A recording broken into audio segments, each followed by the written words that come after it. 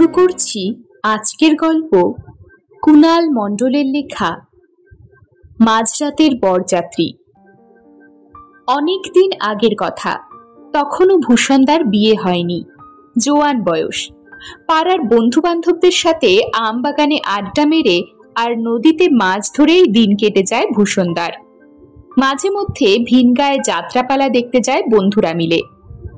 বন্ধুরা মানে পাচুমুদি, জগাই মাধাই, পুটিরাম আর মধুসূদন। যদিও মধুসূদন বয়সে বাকি সবার চেয়ে একটু বড়, তবুও সে ভূষণদার দলের সাথেই প্রায় সারাদিন আড্ডা মারে। মধুসূদন গ্রামে একটা ছোট্ট মিষ্টির দোকান চালায়। বাড়িতে তার এক বিধবা মা আছে, যার ছেলেকে নিয়ে চিন্তার শেষ নেই। তাই তার মা একদিন ভূষণদার দলটাকে বাড়িতে জল খাবার খেতে ডাকলো এবং কথায় কথায় মধুসূদনের বিয়ের ব্যাপারে তাদের জানালো। ভূষণদা সব শুনে খুড়িমাকে বলল, কোনো চিন্তা করো না খুড়িমা, আমরা সবাই মিলে তোমার ছেলের বিয়ে দিয়ে দেব এবং সমস্ত কাজকর্ম আমরাই করব। খুড়িমা বলল, তোদের কথায় আমি একটু নিশ্চিন্ত হলুম বাছা।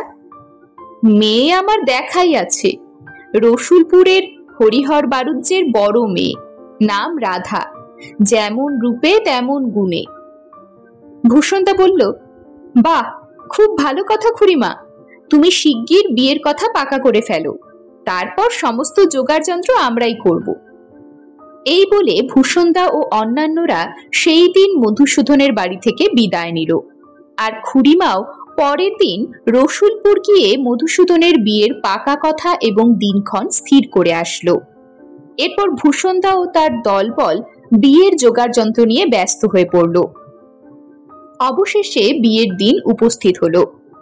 ভূষণদা ও তার দলবল তো খুবই উত্তেজিত বন্ধুর বিয়েতে আনন্দ হই হুল্লোড় করবে বলে এবং তার সাথে কবজি ডুবিয়ে ভুরি ভোজ করবে বলে। মধুসূদনদের কোনো আত্মীয় পরিজন নেই গ্রামে, তাই তার বরযাত্রীও সামান্য কয়েকজন। ওই ভূষণদা ও তার পুরো দলটাই হলো বরযাত্রী। পাড়ার এক ছোকরা মানিকলালের গরুর গাড়িটা জোগাড় করা হলো বিয়ে বাড়িতে ওই জনা কয়েক বরযাত্রীকে নিয়ে যাবার জন্য। সামান্য কিছু টাকা আর বিয়ে বাড়িতে পেট পুড়ে খাওয়ার লোভে গরিব মানিকলালও রাজি হয়ে গেল। মানিকলাল বলল, শোনো ভূষণদা, তোমাদের আমি ঠিক সময়ে রসুলপুরে পৌঁছে দেব, কিন্তু সমস্যা হলো রসুলপুর যাওয়ার পথে পটাশপুরের সেই ভয়ঙ্কর জঙ্গলটা পড়ে। সন্ধ্যা হলেই সেখানে তেনাদের উপদ্রব। তাই তোমরা দিন থাকতে থাকতে রসুলপুর চলো, তাহলে আর কোনো সমস্যাই হবে না। ভূষণদা বলল, ওরে ভাই মানিক, বিয়ের লগ্ন হলো মাঝরাতে, তাই ধীরে সুস্থে গেলেই চলবে। আর তাছাড়া আমরা এতগুলো জোয়ান ছেলে একসাথে যাব, তাই আমাদের দেখে ওই পটাশপুরের জঙ্গলের তেনারা সেলাম ঠুকে লম্বা দেবে। এই বলে ভূষণদা, পাচুমুদি, জগাই মাথাই আর মধুসূদন একসাথে অট্টহাস্য করে উঠল। তাদের সকলকে হাসতে দেখে মানিকলাল বলল, এখন যত খুশি হাসো, যখন তেনাদের খপ্পরে পড়বে তখন বুঝবে কত ধানে কত চাল। অবশেষে বিয়ের দিন উপস্থিত হলো। মানিকলাল সময় মতো বিকেল বেলায় নিজের গরুর গাড়িটা ফুলমালা দিয়ে সাজিয়ে মধুসূদনের বাড়িতে এসে হাজির হলো। মধুসূদনও বরের বেশে তৈরি হয়ে বসে আছে, কিন্তু কোথায় বরযাত্রী, কোথায় বরের বন্ধু বান্ধব? কারোর টিকিটিরও দেখা পাওয়া গেল না। মধুসূদনের মা বলল, হতভাগা ছোকরার দলটা গেল কোথায়? ছোড়াগুলো তো আচ্ছা খেল দেখাচ্ছে, ওদিকে যেতে রাত হয়ে গেলে পথে যদি কোনো বিপদ আপদ হয়। মধুসূদন বলল, মা, তুমি অযথা দুশ্চিন্তা করো না, ওরা এই আসলো বলে। তখন মানিকলাল বলল, দাদাবাবু, তোমাদের আমি সেই দিনকেই বললাম যে রসুলপুর যেতে পথে পটাশপুরের সেই ভয়ঙ্কর জঙ্গলটা পড়ে, সেখানে তো তেনাদের উপদ্রব, আজ আর প্রাণ নিয়ে বাড়ি ফিরতে পারবো না। এই বলে মানিকলাল রাম নাম জপ করতে লাগলো বারবার।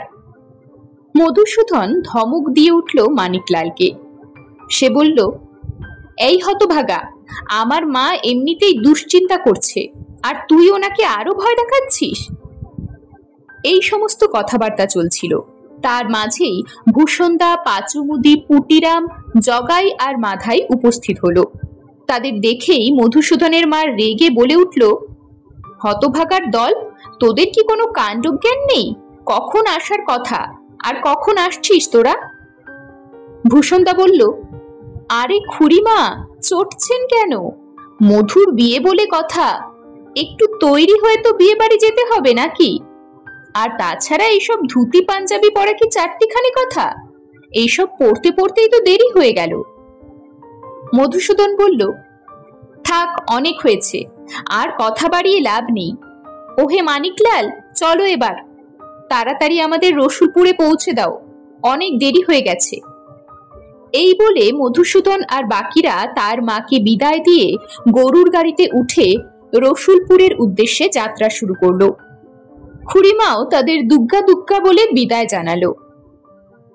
এরপর তারা সকলে মিলে আনন্দে হাসি ঠাট্টা করতে করতে গরুর গাড়ি নিয়ে চলতে থাকলো।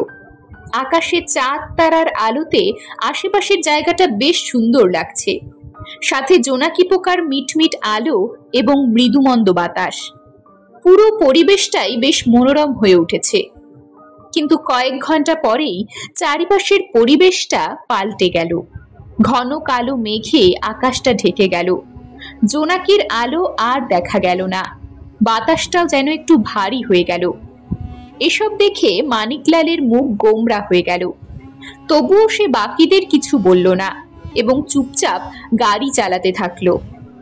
মধুসূদন বলে উঠল, কি হে মানিকলাল, আর কত দূর? একটু তাড়াতাড়ি চালাও গাড়িটা, এদিকে তো রাত হতে চলল।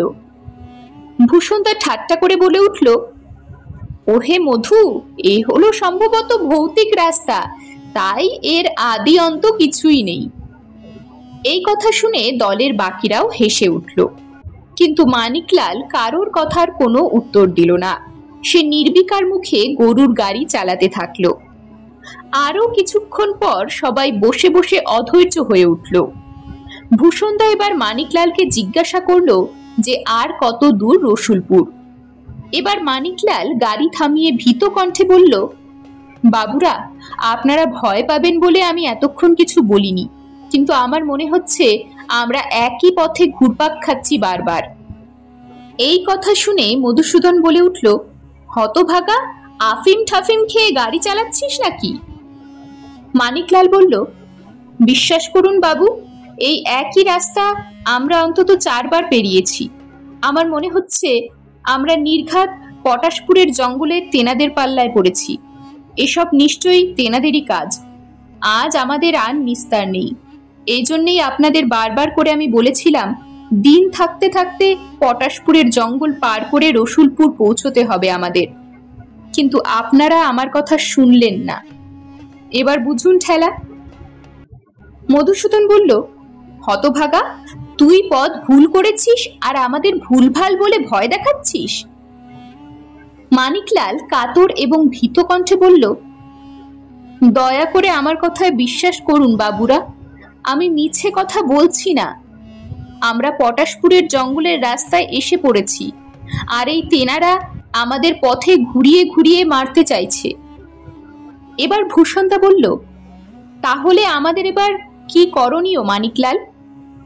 মানিকলাল বলল, বাবুরা, বিয়ে বাড়ি আপনারা এবারে ভুলে যান। সারা রাত আমাদের এই গরুর গাড়িতে রাম নাম জপ করতে হবে যতক্ষণ না সূর্যোদয় হয়।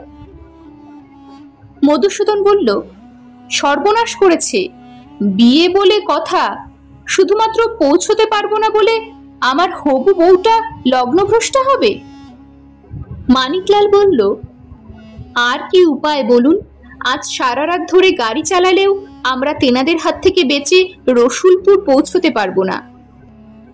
আর তখনই অন্ধকারের মধ্যে দেখা গেল 4-5 জন লোক হাতে লাঠি সোঁটা আর লণ্ঠন নিয়ে তাদের দিকেই আসছে। এইসব দেখে সবার বুক শুকিয়ে গেল ভয়ে। তারা ভাবলো ডাকাত হয়তো তাদের লুট করতে আসছে, তাই সবাই ভয়ে থরথর করে কাঁপতে লাগলো। শুধু ভূষণদা সাহসী এবং ডাকাবুকো স্বভাবের লোক, তাই যখন দলটা তাদের সামনে এসে দাঁড়ালো ভূষণদা গরুর গাড়ি থেকে নিজের মন্ত্রপুত কোদালের বাটটা নিয়ে সবার সামনে এসে দাঁড়ালো এবং ভারী কণ্ঠস্বরে জিজ্ঞাসা করলো, তোমরা কারা, কি চাও? উল্টো দিকে দলটা থেকে একজন বলল, আমরা রসুলপুরের হরিহর বাড়ুজ্যের বাড়ি থেকে আসছি। আপনারাই তো বর আর বরযাত্রী। আপনাদের পথে যাতে কোনো বিপদ আপদ না হয় তাই হরিহর কর্তা আমাদের পাঠালো। আর এটা হলো পটাশপুরের সেই ভয়ঙ্কর জঙ্গল এলাকা, যেখানে তেনাদের খপ্পরে পড়লে সারা রাত আপনাদের পথে ঘুরিয়ে ঘুরিয়ে মারবে। আপনাদের আর বিয়ে বাড়ি যেতে হবে না। সবাই যেন এবার হাঁপ ছেড়ে বাঁচল। ভূষণদা বলল, কই হে মানিকলাল, এবার তাড়াতাড়ি গাড়িতে আমাদের বসিয়ে নিয়ে এনাদের সাথে রসুলপুরে চলো দেখি। অবশেষে তারা সকলে বিয়ে বাড়িতে এসে পৌঁছলো। বেশ সাজানো বিয়ে বাড়িটা। বর আর বরযাত্রী আসতেই সবাই আদর আপ্যায়ন করতে লাগলো তাদের। একদিকে সানাইয়ের সুর, আরেকদিকে খুব সুন্দর আতরের গন্ধে চারিদিক মনোরম হয়ে উঠল। তারা সবাই একটা ঘরে বসলো এবং সঙ্গে সঙ্গে তাদের জন্য শরবত আর মিষ্টি আসলো। মনের সুখে তারা খেতে লাগলো। হঠাৎ একটু পরে মধুসূদন ফিস ফিস করে ভূষণদার কানে কানে বলল, তার খুব জোরে ইয়ে পেয়েছে, সে আর চেপে রাখতে পারছে না। ভূষণদা মধুকে নিয়ে ঘরের পেছন দিকে আসতেই দেখল একটু দূরে বাড়ির পেছন দিকে একটা বাথরুম। সেখানে নিয়ে গেল মধুসূদনকে। বাথরুম শেষ করে তারা যখন ফেরত আসছে তখন তারা যে দৃশ্য দেখল তা দেখে তাদের রক্ত হিম হয়ে গেল এবং শিরদাঁড়া থেকে নেমে গেল একটা ঠান্ডা স্রোত। তারা দেখল বাড়ির পেছন দিকের যে বাগানে প্যান্ডেল খাটিয়ে রান্না বান্না হচ্ছে, সেখানে রান্না করছে কয়েকটা কঙ্কাল। আর বাড়ির ভেতর থেকে যারা সেখানে আসছে তারাও এক একজন কঙ্কালে পরিণত হয়ে যাচ্ছে। কিন্তু আবার যেই বাড়ির আলোর মধ্যে প্রবেশ করছে তখন আবার তারা মানুষে পরিণত হয়ে যাচ্ছে। এইসব দেখে মধুসূদন ভয়ে থরথর করে কাঁপতে লাগলো। ভূষণদা কোনো রকমে তার হাতটা ধরে নিয়ে ঘরের মধ্যে এসে বাকিদের ব্যাপারটা বলল। তারাও আর কথা না বাড়িয়ে কোণে পক্ষের নজর এড়িয়ে বাড়ির পেছন দিকটায় এসে যে যার মতো ছুট দিল অন্ধকারে মাঠের মধ্যে দিয়ে। কিছুক্ষণ দৌড়ানোর পর তারা দেখল আবার একটা দল লাঠি সোঁটা আর লণ্ঠন হাতে তাদের দিকে এগিয়ে আসছে। তখন তারা থমকে দাঁড়ালো। পাঁচুমুদি ভয় ভয় বলল, কি কুক্ষণেই যে বরযাত্রী হয়ে মধুর বিয়েতে এসেছিলাম, এবার তো দেখছি প্রাণটাই বেঘরে যাবে। ওহে ও ভূষণ, তুমি তো একটু মন্তর টন্তর জানো, তা তুমি কিছু একটা করে ওই তেনাদের খপ্পর থেকে আমাদের বাঁচাও দেখি বাপু। ভূষণদা ধমক দিয়ে বলল, আরে ধুর, তুই একটু চুপ কর তো পাঁচু, আগে কারা আসছে তাদের তো দেখি, তারপর ব্যবস্থা নেব ক্ষণ। বলতে বলতে সেই দলটা তাদের সামনে এসে দাঁড়ালো এবং তাদের মধ্যে থেকে একজন জিজ্ঞাসা করলো, আপনারা কি মগরাহাট গ্রাম থেকে আসছেন? বরযাত্রী? রসুলপুরের হরিহর বাড়ুজ্যের বাড়িতে যাবেন তো? ভূষণদা বলল, আগে বলুন আপনারা কোত্থেকে আসছেন, আর আগের দলটার মতো আপনারাও যে ভূত না তার কি প্রমাণ আছে? তাদের মধ্যে থেকে একজন এগিয়ে এসে মধুসূদনকে বলল, আরে জামাইবাবু, আমায় চিনতে পারছেন না? আমি হলাম আপনার একমাত্র শালা মনোহর। আপনার বিয়ের আশীর্বাদের সময় তো আপনি আমায় দেখেছিলেন এবং কথাও বলেছিলেন। কি এবার চিনতে পারছেন তো? এবার মধুসূদন বলল, হ্যাঁ ভাই, তোমায় চিনতে পেরেছি। এবার দয়া করে এই ভুতুরে জায়গা থেকে আমাদের নিয়ে চলো। মনোহর বলল, পথে পটাশপুরের জঙ্গলের কথা ভেবেই আমরা দলবল নিয়ে এসেছি। আপনাদের দেরি হচ্ছে দেখে আমরা ঠিক এই বিপদটারই গন্ধ পাচ্ছিলাম। ভূষণদা বলল, যাক, আর এই অমঙ্গল জায়গায় দাঁড়িয়ে কথাবার্তা বলতে হবে না। ওহে মনোহর, এবার ভালোই ভালোই আমাদের বিয়ে বাড়িতে নিয়ে চলো। খিদেতে পেট যে চুই চুই করছে, আর পথের ওপারে আমাদের জন্য সর্বচস্য লেজ্জ পেয়েও অপেক্ষা করছে। এরপর সবাই রসুলপুরে মধুসূদনের বিয়ে বাড়িতে গিয়ে স্বস্তির নিঃশ্বাস ফেলল। এবং যথাসময়ে বিয়ে সম্পন্ন হলো। ভূষণদা, পাঁচুমুদি, পুটিরাম, জগাই মাদাই আর মানিকলাল পেট পুড়ে কবজি ডুবিয়ে বিয়ের ভোজ খেতে লাগলো। নবদম্পতিও ওদের খাওয়া দাওয়া দেখে খুব খুশি হলো। শেষে খুশি হয়ে ভূষণদা বলল, সব ভালো যার শেষ ভালো তার। এরকমই আরো সব গল্প পেতে চ্যানেলটিকে সাবস্ক্রাইব করে দেবেন। আর গল্পটি যদি ভালো লেগে থাকে তাহলে লাইক, শেয়ার আর কমেন্ট করে দেবেন।